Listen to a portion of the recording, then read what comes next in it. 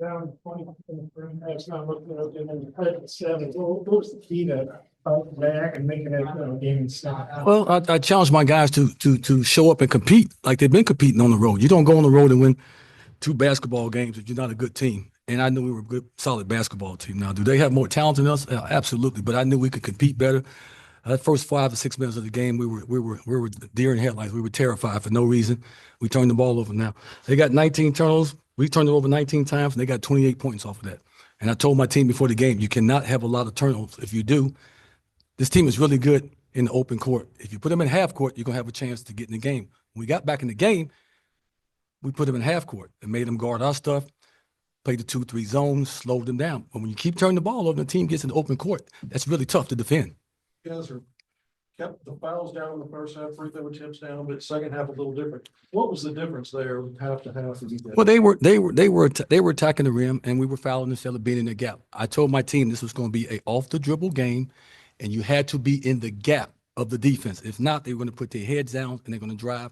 If they put them on the foul line, it's going to be a long night for us. Now, we got to 7, and I believe we missed a box out on the free throw.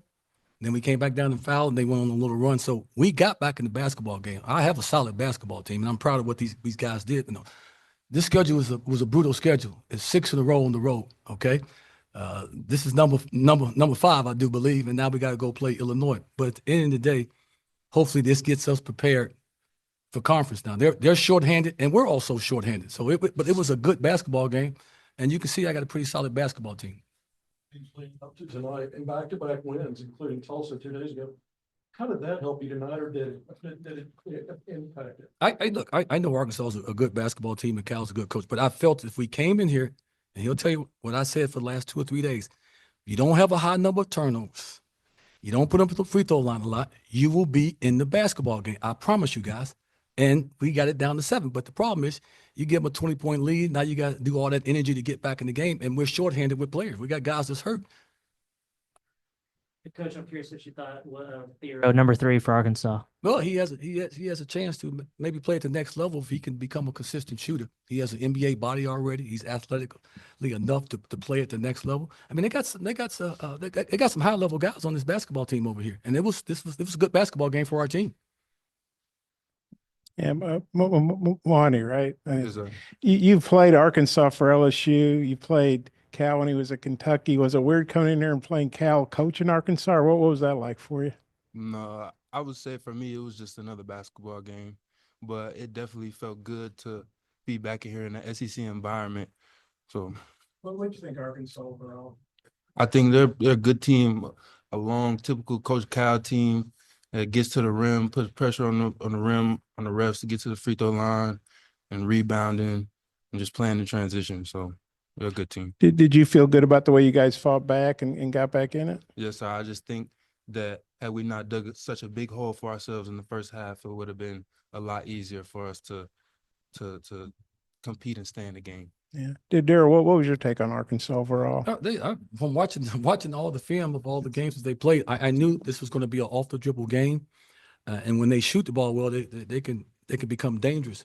But they're really an off the dribble team and a transition team right now. I'm sure Cal is still trying to figure things out. This is early in the season, just like I'm trying to figure things out with my basketball team. He got some key guys hurt. I got some key guys hurt. I mean, I would love to come into this building if KK Robinson was healthy.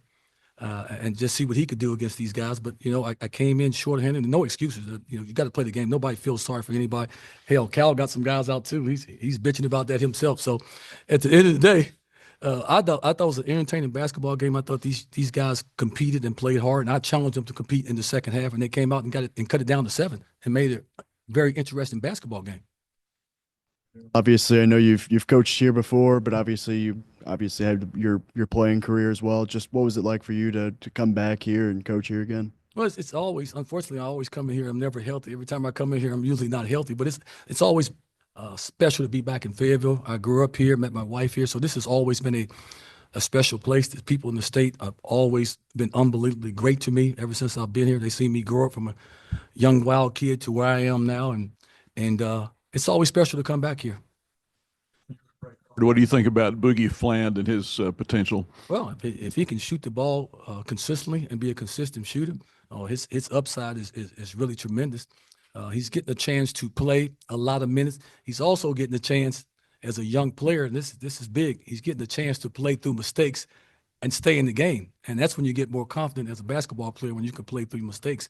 And he's playing through mistakes right now. But he's a good basketball player. Make no mistake about that. Defense, especially early on, a lot of like switching everything. Mm-hmm. That's something they have done all season. Did that play a part maybe in sloppy start a little? Well, I knew they were going to switch, and Mwani will tell you, I teach my guys how to attack the switching. Let's just be honest. I thought my guys were a little nervous in the first 7-8 minutes of the game. That showed by how many turnovers we had in the basketball game. But I knew if we settled down and we ran our offense, watching film, I knew we could score some points. And look at my team, we got 43 in the second half. The problem was we were down 20-something at the time. We're capable of scoring the basketball, but good basketball game, just couldn't get it done. The DJ Wagner, he didn't score a couple games ago, but he had did a lot of other stuff. And then I think he scored 14 last game, and he had 11 tonight. What's your take on DJ Wagner? I think DJ, to me, is still a borderline freshman, Bob. I think he's still a borderline freshman. I don't know how many minutes he played at Kentucky, but this is still a learning process for him in a different environment. I think he has a really good chance to be a good basketball player, but he's going to have to really improve his shooting. That's the key for him. He has the athleticism and all that because he improve his shooting. Yeah, Arkansas has kind of let some teams back into the game in the second half. Lipscomb cut the lead to 4, Pacific cut it to 2. Obviously, you guys got it down to 7 in the second half. Is that something you not kind of noticed in the scouting, and just kind of how did you guys kind of approach that second half? It's always a game of runs. They made theirs in the first half, and I challenged my team in the second half to go out there and compete and don't be scared of anybody and to embrace the environment. I love the environment. I wish I could go back and play in my days. I thought the environment was unbelievable environment tonight, man. I told those guys to go out and enjoy the environment, and they just, when we settled down and took care of the ball for a good stretch, we cut it to 7 and we're right back in the basketball game. Darrell, you mentioned the road game in Illinois. Do you get anybody back? Or is this what you got to finish out the 6-game road swing? You got some holy water for KK to come back? You got that? No, we only Jordan Jefferson's back is messed up. Creed is going to be out, and KK's gone. I had to play the young kid Caleb. I had to put him in there and play. He's not afraid, but this is a big environment for him. He was a little nervous, but I think it's going to be a learning experience for him. You did get some help off your bench, especially in that first half, to not let it get any further. Yeah, well, we were shook the first 5, 6, 7 minutes of the game, and I told my assistant coach Bake, I said, my guys are a little nervous right now. We got to settle down before it gets out of hand. But we had our chances. We're going to be a solid team in the OVC even if we can get healthy. I mean, I can't keep playing these guys 37, 35 minutes. That's going to catch up. Early in the year, you'll be fine the first 10, 12, 15 games. When you get deeper, we need some subs. Bob, you taking me out to eat?